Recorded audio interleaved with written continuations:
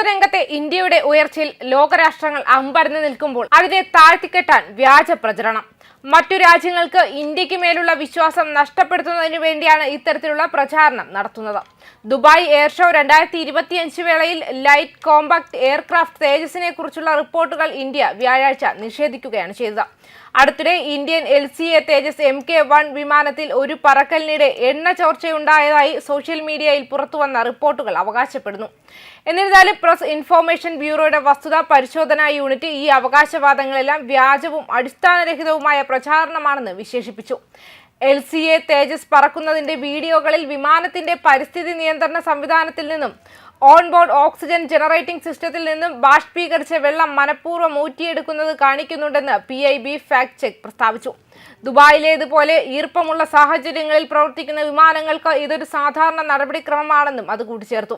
അടിസ്ഥാനരഹിതമായ പ്രചാരണത്തിലൂടെ പോരാളിയുടെ തെളിയിക്കപ്പെട്ട സാങ്കേതിക വിശ്വാസ്യതയെ ദുർബലപ്പെടുത്തുന്നതിന് ഈ അക്കൗണ്ടുകൾ മനഃപൂർവ്വം തെറ്റായ വിവരണം പ്രചരിപ്പിക്കുകയാണെന്നും PIB ഫാക്ട് ചെക്ക് ചെയ്തു. നേരത്തെ നവംബർ 17 മുതൽ 18 വരെ നടന്ന ദുബായ് എയർ ഷോ 2025 ഇന്ത്യ തങ്ങളുടെ പ്രതിരോധം ബഹിരാകാശ ശേഷികൾ പ്രദർശിപ്പിച്ചിരുന്നു. സൂര്യകിരൺ എയറോബാറ്റിക് ടീമിന്റെ പ്രകടനങ്ങളിലും തദ്ദേശീയമായി വികസിപ്പിച്ച LCA തേജസിന്റെ പ്രവർത്തനങ്ങളിലും ഇന്ത്യൻ വ്യോമസേന പങ്കെടുത്തു. തിങ്കളാഴ്ച യുണൈറ്റഡ് അറബ് എമിറേറ്റ്സിൽ ആരംഭിച്ച പരിപാടിയിൽ കേന്ദ്ര പ്രതിരോധ സഹമന്ത്രി സഞ്ജയ് സേത്ത് ഇന്ത്യൻ പ്രതിനിധി സംഘത്തെ നയിച്ചു.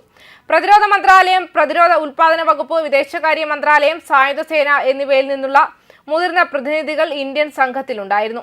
പ്രതിരോധ സഹകരണം മെച്ചപ്പെടുത്തുന്നതിനുള്ള വഴികളെക്കുറിച്ച് ചർച്ച ചെയ്യുന്നതിനായി സേത്ത് UAE വിദേശകാര്യ മന്ത്രിയുമായി ഒരു ഉഭയകക്ഷി കൂടിക്കാഴ്ച നടത്തി.